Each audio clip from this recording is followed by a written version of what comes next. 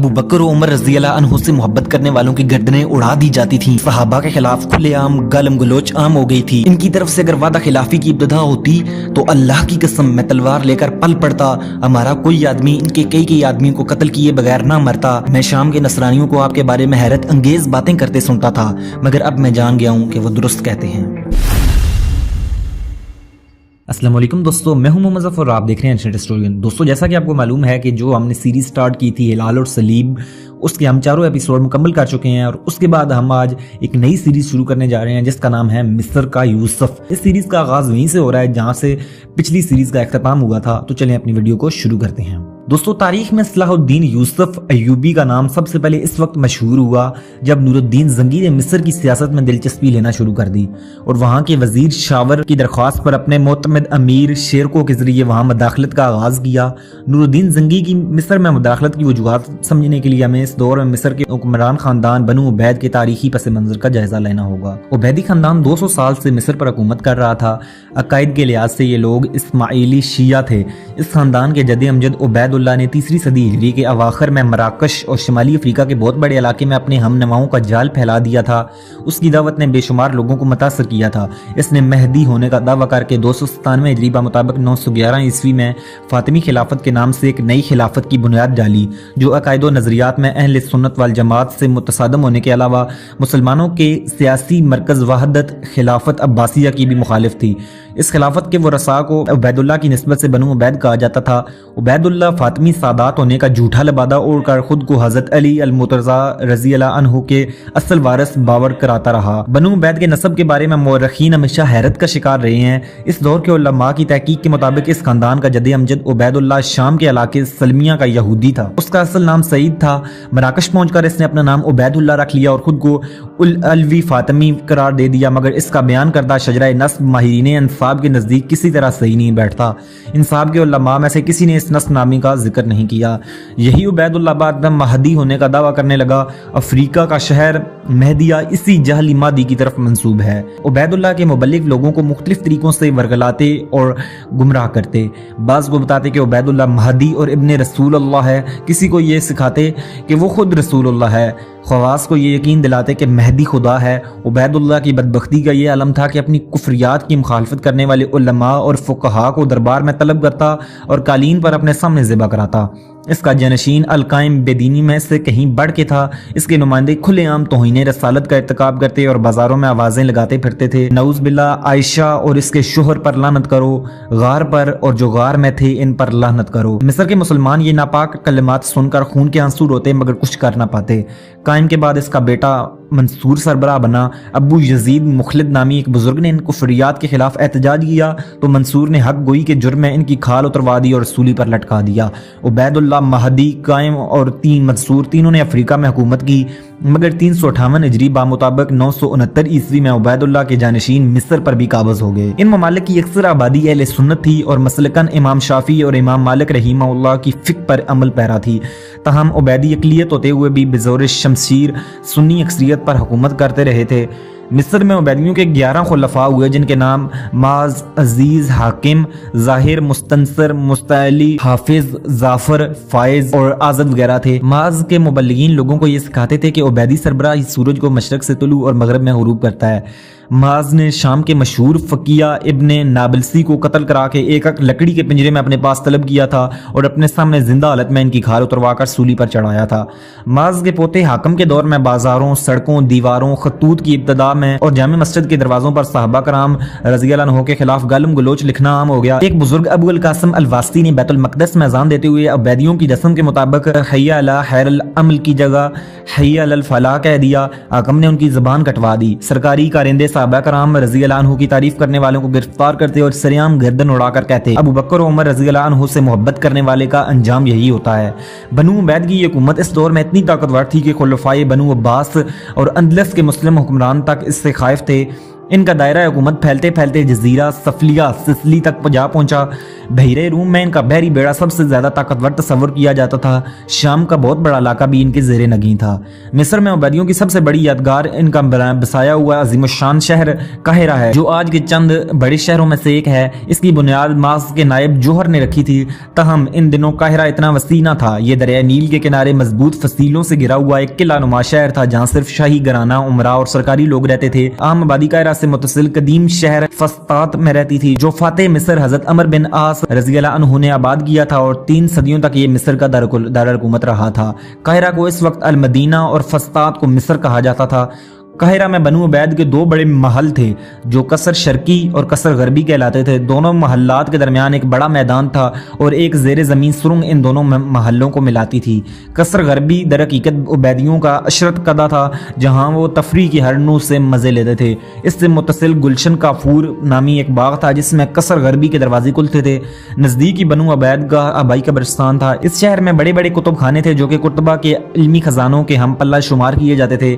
قصر شرقی عبیدی سربراہ کی قیامگاہ تھا، وہ اپنے اہل و عیال، غلاموں، نوکروں اور بانیوں سمیت اس طلسم خانے میں رہا تھا۔ یہیں اس کا دربار لگتا تھا۔ بنو عبید کی دولت و ثروت کا یہ عالم تھا کہ قصر شرقی میں عبیدی حکمران کی نشست خالص سونے کے تخت پر ہوا کرتی تھی، جس کے آگے سونے کی جالی آویزاں تھی۔ شاہی ایوان مکمل طور پر سونے سے تمام کیا گیا تھا۔ بنو عبید کا یہ قصر 4000 کمروں پر مشتمل تھا۔ اس عمارت میں ایک بالا خانہ تھا، جہاں ہر شام عبیدی سربراہ عوام کو اپنا دیدار کراتا تھا۔ اس سے کچھ دور وہ کنواں تھا، جس کی تہہ میں بنو عبید کے بے شمار مخالفین کے پنجر پڑے تھے۔ بنو عبید کے خزانے میں دنیا بھر کے بے مثل اور نادر و نایاب جواہر کا انبار تھا۔ دنیا کا سب سے بڑا زمرد، جس کی پیمائش 1 بالش تھی، اسی خزانے میں تھا، جہاں جبل نور نامی ایک بے نظیر یاقوت بھی تھا، جس کا وزن 2400 کیرٹ تھا۔ بنو عبید نے ابتدائی میں جبر و تشدد کے ذریعے اپنے ہر مخالف کو اس طرح کچل دیا تھا کہ ان کے آخری دور تک مقامی طور پر ان کے خلاف کوئی مضبوط مخالف تحریک برپا نہ ہو سکی۔ انہوں نے شروع میں بے شمار سنی فقہا اور علماء کو قتل کرایا۔ 2 صدیوں تک ان کا روب و دبدبہ لوگوں پر چھایا رہا۔ اس خاموشی سے فائدہ اٹھا کر بنو عبید نے مصر کو تعمیری لحاظ سے اوج کمال تک پہنچانے میں کوئی کسر نہ چھوڑی، مگر اس کے ساتھ ساتھ اہل سنت کے حقوق غصب کرنے میں وہ ہر حد سے تجاوز کر گئے۔ اس کے علاوہ انہوں نے بار بار اسلام دشمن طاقتوں سے گٹھ جوڑ کیا، جس سے دشمنان اسلام کو بحیرہ روم کے ساحلوں پر تسلط کا موقع ملتا رہا۔ اس لیے ان علاقوں میں مسلم ریاستیں روز بروز کمزور ہو رہی تھیں۔ اس امن و امان، راحت و آسائش، بے پناہ ثروت اور فارغ البالی نے رفتہ رفتہ حکمران طبقے کو سست اور آرام پسند بنا دیا، اور آخرکار بنو عبید تمام کاروبار حکومت و وزراء کے کانوں پر ڈال کر خود محض عیش و عشرت کے لیے وقف ہو کر رہ گئے۔ وزراء کی منمانیوں نے کچھ ہی عرصہ میں حکومت کو کمزور تر کر دیا۔ عوام اور حکام کا برائے نام رشتہ بھی ختم ہو گیا۔ یہ کمزور حکومت محض اس لیے باقی تھی کہ اس کے سنی ہمسائے دوسرے ملکوں میں مداخلت کے عادی نہ تھے۔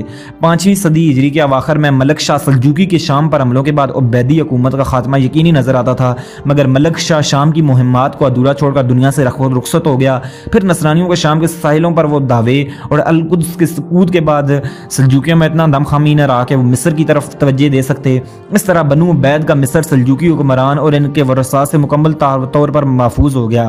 مورخین نے تسلیم کیا ہے کہ خود عبیدی حکمرانوں نے اقوام یورپ کو شام پر حملے کی ترغیب دی تھی، تاکہ وہ سلجوکیوں کی توجہ مصر سے ہٹا سکیں۔ اگرچہ شام کے ساحلوں پر قبضے کے بعد عیسائی سورما مصر پر حملے کے لیے پر تولنے لگے، مگر بنو عبید نے بے شمار دولت بطور خراج ادا کر کے ان کے فوری حملے کا خطرہ ٹال دیا۔ 5ویں صدی ہجری کے وسط کے اس نازک زمانے میں ہم 3 طاقتوں کو مشرق وسطیٰ کے سنگم پر آمنے سامنے دیکھتے ہیں۔ ایک طرف ساحل شام اور القدس پر قابض عیسائی تھے، دوسری جانب شام کا جواں حوصلہ حکمران نور الدین زنگی تھا۔ ان دنوں باہم متحارب طاقتوں کے سامنے تیسری طاقت خلافت مصر کی تھی، جو اس وقت ان دونوں کی بنسبت عسکری لحاظ سے کمزور تر اور مالی اعتبار سے بالا تر تھی۔ نصرانی اور نور الدین زنگی دونوں یہ جانتے تھے کہ جس نے مصر پر پہلے قبضہ کر لیا وہی پورے شام کا مالک ہوگا۔ مصر کے عبیدی حکمران، جو کہ اس وقت اپنے وزراء کے ہاتھوں میں کھلونا بنے ہوئے تھے، کچھ کرنے کی صلاحیت نہیں رکھتے تھے، مگر حکومت کے سیاہ و سفید پر قابض ان کے وزراء اس صورتحال کو اچھی طرح سمجھتے تھے، اس لیے وہ نت نئی چالوں سے کبھی فرنگیوں اور کبھی نور الدین زنگی کو فریب دیتے رہے۔ سیاسی شطرنج کی اس بازی میں ایک موقع پر مصری کھلاڑی ایسی فاش غلطی کر بیٹھے جس نے اس کی پوری حکومت کا تختہ الٹ دیا۔ ان دنوں مصر کا حکمران عازت نامی ایک نو عمر اور نا تجربہ کار نوجوان تھا۔ اس کا ماتحت شاور سعدی نامی ایک ہوشیار عرب وزیر تھا، جو سارے نظام حکومت پر حاوی تھا۔ اصولی طور پر وہ مصر کے بالائی علاقے کا گورنر تھا، مگر عملاً پورے مصر پر اس کا راج تھا۔ 558 ہجری بمطابق 1163 عیسوی میں اس کی وزیر اعظم زریق بن طلحہ سے चपकलश शुरू हुई, जिसका अंजाम ये हुआ कि शावर ने वज़ीर आज़म को कत्ल करा के खुद कलमदाने वजारत संभाल लिया। इस सूरत हाल से इसके सियासी मुखालफीन अंगारों पर लौटने लगे। उन्होंने बरकिया के नाम से एक मसले ग्रोह इस सूरत हाल से इसके सियासी मुखालफीन अंगारों पर लौटने लगे। उन्होंने बरकिया के नाम से एक मसले ग्रोह बनाया, जिसका लीडर जरगाम नामी एक सालार था। जरगाम ने चंद माह बाद दारुल वजारत पर बजोर शमशीर कब्जा करके शावर को भगाने पर मजबूर कर दिया। जरगाम दौलत बनु उबैद से इतना मुतनफर था कि उबैदी उमरा और उमायद को चुन चुन कर कत्ल कराता जा रहा था। बज़ाहिर वो मिस्र का वज़ीर आज़म था, मगर दर हकीकत इस मुल्क का मतलक अल अनान हुक्मरान बन चुका था। शावर अपनी जान बचाकर मिस्र से भागा तो इसे नूरुद्दीन जंगी के सिवा कहीं पनाह दिखाई न दी। इसने नूरुद्दीन जंगी से दरख्वास्त की कि इसे मिस्र की वजारत उज़्मा वापस दिलवाई जाए। वह इस मुहिम के सारे अखराजात बर्दाश्त करके करेगा और 8 साल मिस्र की ताही आमदनी दरबार जंगी में पेश करता रहेगा। नूरुद्दीन को मिस्र में सियासी और अस्करी मदाखलत का बैठे बैठाए एक मुस्बत और कानूनी मौका मिल रहा था, जो न सिर्फ आगे चलकर अहले सुन्नत के हकूक़ के तहफ़्फ़ुज़ के लिए कारआमद साबित हो सकता था, बल्कि मिस्र में अहले सुन्नत को गालिब भी कर सकता था। चनाचे नूरुद्दीन ने इस पेशकश पर संजीदगी से गौर किया। इस दौर में इत्तला मिली कि मिस्र के नए आमर जरगाम ने अल-कुद्स के नए ईसाई बादशाह को भारी खराक अदा करने के वादे पर एक दिफाई मुआहदा कर लिया है। नूरुद्दीन के लिए मिस्र और ईसाई हुक्मरानों का इताद किसी तरह भी बर्दाश्त न था, खुसूसन इसलिए कि इताद दर हकीकत इसी के खिलाफ तश्कील दिया गया था। इसने फौरन शावर की पेशकश कबूल कर ली। मिस्र पर हमला करने के लिए इसने अपने मोतमद जर्नैल असदुद्दीन शेरको को सबसे ज़्यादा मौजू समझा और इसे तुर्कमानों का एक लश्कर देकर मिस्र रवाना कर दिया। सलाहुद्दीन अय्यूबी भी इसी फौज में शामिल था। दर हकीकत ये लश्कर मिस्र में एक नई तारीख रकम करने जा रहा था। जमादियुल अव्वल 559 हिजरी मुताबिक अप्रैल 1164 ईस्वी में जब असदुद्दीन शेरको मिस्र की तरफ रवाना हुआ तो इसके ख्याबो ख्याल में भी ना था कि वो कभी मिस्र पर हुकूमत करेगा। वो तो बस सुल्तान नूरुद्दीन जंगी के हुक्म के मुताबिक शावर को इसका ओहदा वापस दिलाने जा रहा था। इस फौज को सराय सीना अबूर करके मिस्र पहुंचना था। मिस्र में जरगाम को शामी फौज की पेशकदमी की इत्तला मिली तो वह बिलबिला उठा। इसकी अपनी ताकत ज्यादा नहीं थी और इसका वाहिद सहारा ईसाई थी। वो इनसे मदद लेना चाहता था, लेकिन इस दौरान नूरुद्दीन जंगी ने दमिश्क के गिरदोनवा में नसरानियों के मकबूजा शहरों की तरफ पेशकदमी शुरू कर दी ताकि ईसाई इसकी तरफ मतवज्जे रहें और शेरको की मुहिम में रख्ता न डाल सकें। शेरको का लश्कर जब सबसे पहले सरहदी शहर बल्बीस पहुंचा, जहां जरगाम के भाई नसरुद्दीन ने मुकाबला किया, मगर शिकस्त खाकर काहिरा की तरफ भाग निकला। जमादियुस्तानिया की आखिरी तारीखों में असदुद्दीन शेरको काहिरा की फसीलों के सामने पहुंचा। जरगाम मजबूर होकर मुकाबले के लिए निकला और एक मामूली का मुकाबले के बाद कत्ल हो गया। शावर की दिली मुराद भर आई। शेरको ने अपने सुल्तान का वादा पर पूरा करते हुए इसे यकम रजब 24 मई 1164 ईस्वी को दोबारा मिस्र का वज़ीर आज़म बना दिया। इसने पहले की तरह कारोबारी हुकूमत संभाल लिया। शेरको चंद दिन काहिरा से बाहर पड़ाव डाले रहा ताकि शावर हुकूमत शाम को ताही आमदनी का खराज देने का वादा पूरा करे या इस बारे में कोई यकीन दहानी कराए, मगर शावर बला का फरेबी था। वो वक्त गुजारता रहा था कि शेरको को मायूस होकर लौट जाए। शेरको इस बदारी पर बड़ा झंझलाया। इसने शावर को वादा पूरा करने की तलकीन की और वापस जाने से इनकार कर दिया। शावर ने सूरत हाल देखी तो ईसाई हुक्मरानों से मदद मांगी। इन दिनों बैतुल मक़दस की रियासत का बादशाह एलमरिक था, जो शाम के तमाम ईसाई हुक्मरानों में सबसे ज्यादा ताकतवर और बाज़मत शुमार होता था। शावर ने इसे लिखा कि अगर इसने मिस्र की फौरी मदद ना की और नूरुद्दीन जंगी की फौजों को सबक न सिखाया तो नूरुद्दीन मिस्र पर काबज हो जाएगा, जिसके नताइज खुद नसरानियों के लिए तबाहकुन होंगे। शावर ने नसरानियों को यह पैगाम देकर मौसम कुशी की एक बदतरीन मिसाल कायम कर दी थी। इसका पैगाम पाकर बैतुल मक़दस के ईसाई हुक्मरान चौंक उठे। मिस्र पर शामी मुसलमानों के कब्जे का साफ मतलब ये था कि वो दोनों तरफ से जंगजू तुर्कमानों के दरमियान घिर जाएंगे। चनाचे एलमरिक एक बड़ा लश्कर लेकर मिस्र की तरफ रवाना हो गया। नूरुद्दीन ने रोकने की कोशिश की, मगर वो मिस्र के मुआज को अहम तरीन समझते हुए हर रुकावट को पार करते गए। इन दिनों यूरोप में नसरानियों के बहुत से गिरोह अल-कुद्स की ज़ियारत के लिए शाम के साहिलों पर उतर रहे थे। एलमरिक ने इन्हें सूरत हाल से आगाह किया। चनाचे इनके बहुत से लोग अल-कुद्स की हिफाजत के लिए कमर बस्ता हो गए और बाकी मिस्र जाने वाले लश्कर के साथ शामिल हो गए। शेरको को नसरानियों की आमद की इतना मिली तो वो काहिरा के नवा से कूच करके बल्बीस आ गया, क्योंकि इसे अपने दिफा के लिए किले की जरूरत थी। अगरचे बल्बीस का किला मिट्टी का था और ज्यादा मजबूत ना था, दीवारें बुलंद ना थी और फसील के इर्द गिर्द कोई खंदक भी नहीं थी, मगर इसके सिवा और कोई करीब तरीन पनाहगाह मुयस्सर ना थी। शेरको के बल्बीस में मोर्चा जान होते ही फरंगी लश्कर मिस्री फौजों के साथ वहां पहुंच गया और सख्ती से मुआसरा कर लिया। अब सूरत हाल नहायत खतरनाक हो गई थी। एक कमजोर से किले में शामी फौज के बेहतरीन अफराद घिर गए थे। इनका खात्मा नूरुद्दीन जंगी के लिए बहुत बड़ा धचका साबित होता। ताहम शेर को इसका भतीजा सलाहुद्दीन यूसुफ और शामी सिपाही बड़ी पामर्दी से इत्तेहादी दुश्मनों का मुकाबला करते रहे। वो हर सुबह शाम किले से बाहर निकलकर दुश्मन पर हमला आवर होते और बड़ी मुख्तसर सी झड़प के बाद तेजी से वापस आ जाते। दिन गुजरते रहे और मैसूरीन की हालत नाजुक तर होती गई। इनकी आखिरी उम्मीद सुल्तान सुल्तान नूरुद्दीन जंगी से वाबस्ता थी। नूरुद्दीन को अपने वफादारों को इस तकलीफ दे हालत का पूरा एहसास था। अब इस मसले का एक ही हल था और वो ये था कि ईसाई हुक्मरानों की पुश्त पर जोरदार ज़रब लगाई जाए। नूरुद्दीन जंगी की अफवाज ने फरंगियों के शहरों पर जोरदार हमले शुरू कर दिए। इनका सबसे बड़ा निशाना हरम था, जिसकी दिफाई अहमियत के लिहाज से ईसाई इसे अल-कुद्स का दरवाज़ा समझते थे। इससे पहले भी नूरुद्दीन ने दोबारा हरम पर फौज कुशी की थी, मगर कब्जे में कामयाबी नहीं हुई थी। मगर इस बार अभी या कभी नहीं कि असूल के मुताबिक मुसलमानों ने भरपूर कब्जा हमला किया और वो जानते थे कि इस कामयाबी से बल्बीस के मासूर मुसलमानों की जिंदगियां वाबस्ता हैं। हरम को बचाने के लिए शाम की तमाम ईसाई रियासतों के हुक्मरान और उमरा अपनी फौजों के साथ पहुंच गए थे। 3 महीने तक खून रेज झड़पें जारी रहीं। आखिरकार नुसरत खुदाबंदी शामिल हाल हुई और रमजान 559 हिजरी मुताबिक अगस्त 1164 ईस्वी में हरम मुसलमानों की झोली में आ गिरा। इस मौके में 10,000 ईसाई कत्ल हुए। अंताकिया और तराबलस के ईसाई हकमों समेत मुमताज ईसाई उमरा और सैकड़ों नाइट गिरफ्तार हुए।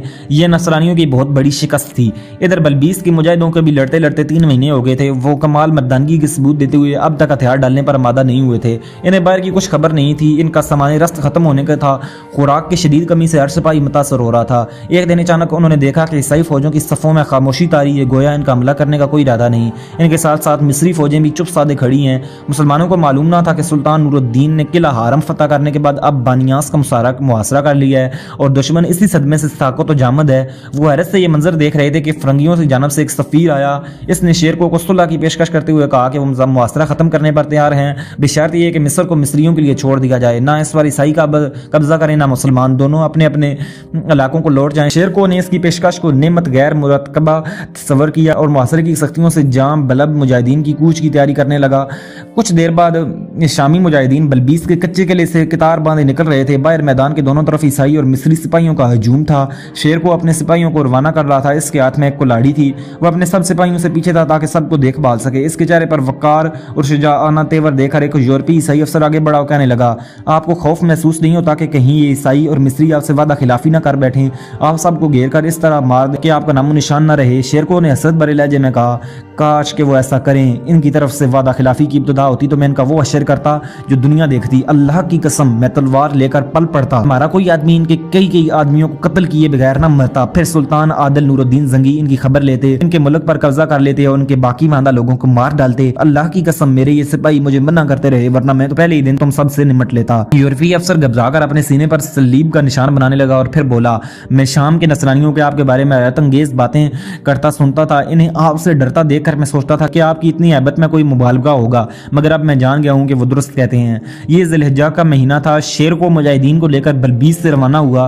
अगली बस्तियों में इसे हरम की फतह की खबर मिल गई। शेरको खुशकी के रास्ते सफर कर रहा था जबकि बल्बीस का मुआसरा उठाने वाले ईसाई फौज ने साहिल के साथ साथ वापसी इख्तियार की थी। इसमें करक का ईसाई हकम रेजिनाल्ड बर्नस अरनात भी था। बल्बीस से इनखला के मुआहदे में यह तय था कि शेरको का ताक़ुब नहीं किया जाएगा, मगर रेजिनाल्ड मुआहदे की खिलाफ वर्जी करते हुए बहरी जहाज़ों के जरिए अपनी फौज को तेजी से एक दिन के अंदर अंदर अस्कलान ले आया और वहां से करक पहुंचकर शेरको के रास्ते में घात लगाकर बैठ गया। जब किसी ने इसे मुआहदा का याद दिलाया तो वो इस्तेहज़ाइया अंदाज में बोला, शेरको से खुशकी में ताक़ुब न करने का मुआहदा था, मैंने तो समंदर के रास्ते से इसका ताक़ुब किया है। मुमकिन था कि रेजिनाल्ड भी खबरी में शेरको पर हमला करके मुसलमानों को शदीद नुकसान पहुंचाने में कामयाब हो जाता, मगर करक से कुछ फासले पर आकर शेरको की छठी असने से खतरे का एहसास दिला दिया और वो आम रास्ता छोड़कर एक गैर मारूफ रास्ता पर चल पड़ा। यूं मुसलमान सही सलामत शाम पहुंच गए। इस दौरान सुल्तान नूरुद्दीन ने नसरानियों के दूसरे अहम किले बानियास पर भी कब्जा शुरू कर लिया था। शेरको और इसके मुजाहिदीन की आमद से इस फतह की खुशखबरी दुगनी हो गई। शेरको के नौजवान भतीजे सलाहुद्दीन को इस कठिन मुहिम में बहुत कुछ सीखने को मिला।